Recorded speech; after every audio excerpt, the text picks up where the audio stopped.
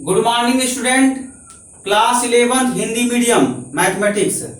Student, आज के lecture में कुछ और त्रिकोणमितीय समीकरण का व्यापक मान हम निकालेंगे। स्टूडेंट, ये दो त्रिकोणमितीय समीकरण है tan theta plus cot theta is equal to sec theta, tan theta plus cot theta is equal to cosec theta.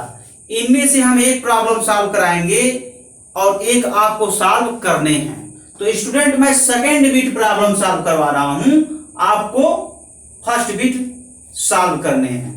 तो छोटे छोटे ऐसे प्रॉब्लम हैं स्टूडेंट, ये सेकेंड बिट सॉल्व करेंगे, फर्स्ट बिट आप लोगों को करने हैं। तो चलिए स्टूडेंट, सॉल्व किया जाए। सॉल्यूशन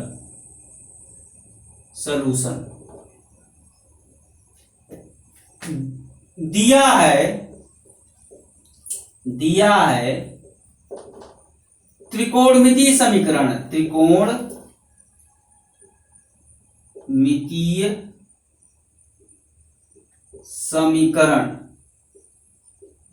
त्रिकोणमितीय समीकरण दिया है। क्या दिया है?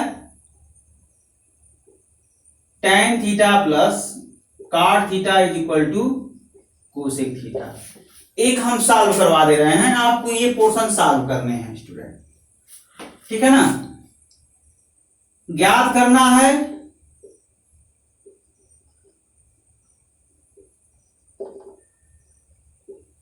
इनके व्यापक मान। इनके व्यापक मान का मतलब त्रिकोणमितीय समीकरण के व्यापक मान ज्ञात करना है। अब एनालिसिस किया जाए स्टूडेंट। tan थीटा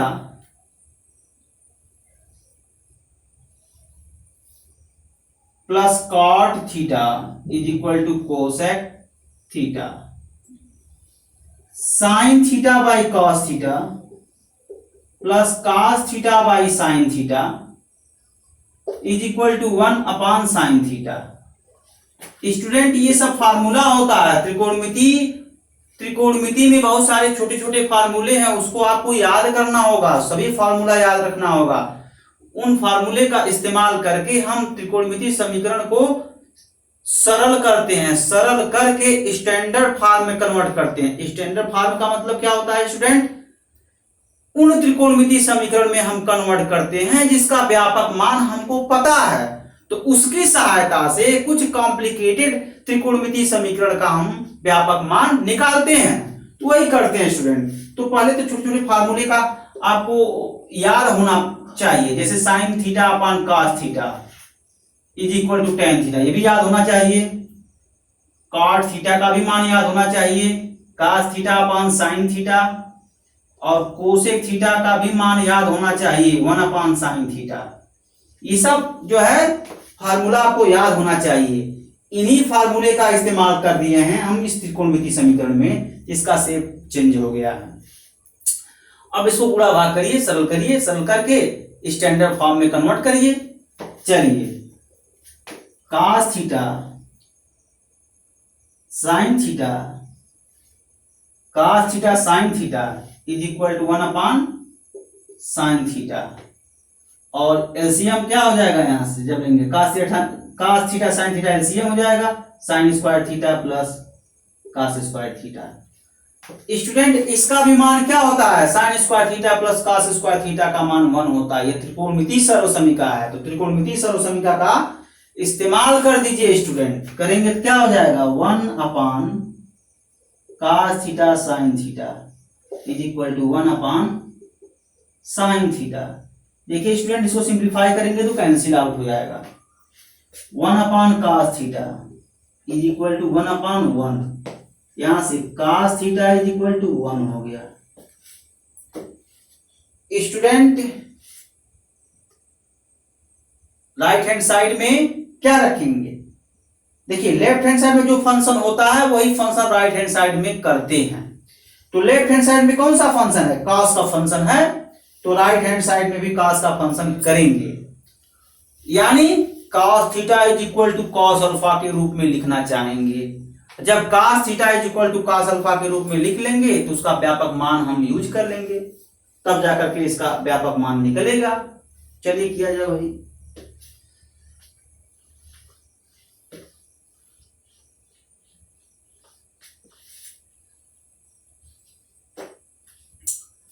क्या हो जाएगा, cos theta is equal to cos 0 degree, since cos 0 degree is equal to 1। cos 0 degree का मान क्या होता है स्टूडेंट, 1। बहुत पहले जानते हैं, हाई स्कूल से ही जानते हैं cos 0 डिग्री का मान 1 होता है। तो 1 के प्लेस पर cos 0 डिग्री लिख दिए। क्यों लिखे हैं स्टूडेंट, हम cos theta equal to cos alpha के रूप में लिखना चाह रहे हैं। अब हो गया ये इक्वेशन नंबर फर्स्ट,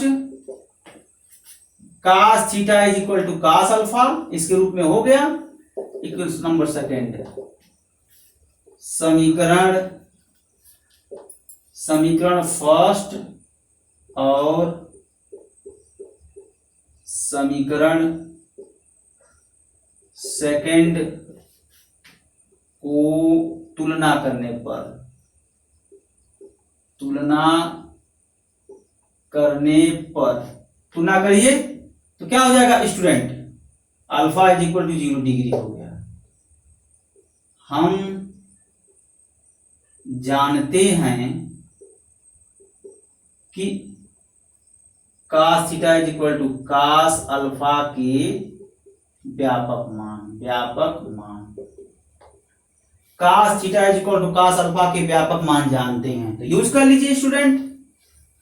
जब यूज करेंगे तो क्या होगा, cos theta is equal to cos alpha के व्यापक मान जब निकाल लेंगे क्या होगा, theta is equal to 2n pi plus minus alpha होता है। इक्वेशन नंबर थर्ड होता है। स्टूडेंट आप यही जानते हैं ना, cos theta is equal to cos alpha का व्यापक मान theta is equal to 2n pi plus minus alpha, यही जानते हैं ना। ये तो मैं प्रूव करवाया था, उसी का डायरेक्ट रिजल्ट इस्तेमाल कर लीजिए। स्टूडेंट आपको मान याद रहेंगे, जो हम फार्मूला लिखवाए थे, मैं चार्ट भी बनवाया था, वो फार्मूला आपको याद रखना पड़ेगा। जैसे sine theta is equal to sine alpha का व्यापक मान, cos theta is equal to cos alpha का व्यापक मान, tan theta is equal to tan alpha का व्यापक मान। तो ये सब व्यापक मान आपको याद रहेंगे, तभी कुछ कॉम्प्लिकेटेड त्रिकोणमितीय समीकरण का व्यापक मान आप फाइंड आउट कर पाएंगे। स्टूडेंट देखिए, जैसे इस ट्रिग्नोमेट्री इक्वेशन का व्यापक मान निकालना है, तो इसको सरल करते करते गए, इसको इसमें हम कन्वर्ट कर लिए, cos theta is equal to cos 0 degree में। अब cos theta is equal to cos 0 degree किसके जैसा दिख रहा है, cos theta is equal to cos alpha के जैसा दिख रहा है, इसीलिए इससे कंपेयर कर लिए हैं, अल्फा इक्वल टू 0 डिग्री हो गया है। अब देखिए इसका व्यापक मान आप पढ़े इसका व्यापक मान पढ़े हैं, तो इसका व्यापक मान जो पढ़े हैं डायरेक्ट यूज कर लीजिए। तो ही मैं लिखा हूं, हम जानते हैं कि cos theta is equal to cos alpha के व्यापक मान theta is equal to 2n pi, theta is equal to 2n pi plus minus alpha. Equation number third. अब अल्फा का जो वैल्यू है इसे फिलअप कर दीजिए, फाइनल आंसर हो जाएगा। तो theta is equal to 2n pi plus minus 0, ये 0 डिग्री होगा स्टूडेंट, ठीक है ना। और इसको सॉल्व कीजिए तो हर केस में चाहे आप प्लस साइन लें चाहे माइनस साइन लें, प्लस साइन लीजिए चाहे माइनस साइन लीजिए, हर केस में 2n पाई आएगा। Theta is equal to 2n pi such that n belongs to integer. यहां भी स्टूडेंट वही होगा, such that n belongs to integer. अगर आप नहीं लिखते हैं तो भी ऑब्वियसली है, n इंटीजर ही है। ये आपका स्टूडेंट आंसर हो जाएगा। इस ट्रिग्नोमेट्री, इस त्रिकोणमितीय समीकरण का व्यापक मान यह है स्टूडेंट, ठीक है ना स्टूडेंट। आप इस प्रॉब्लम को सॉल्व करेंगे, इस प्रॉब्लम को आप लोग सॉल्व करेंगे, इसी जैसा सॉल्व होगा, ठीक है ना। सॉल्व करके अगर सॉल्व हो जाए तुरंत मेरे नंबर पर सेंड कर दीजिए, मैं जांच लूंगा। ओके स्टूडेंट, आज के लिए इतना ही। अगले लेक्चर में कुछ और कॉम्प्लिकेटेड त्रिकोणमितीय समीकरण का व्यापक मान निकलवाएंगे। Thanks student.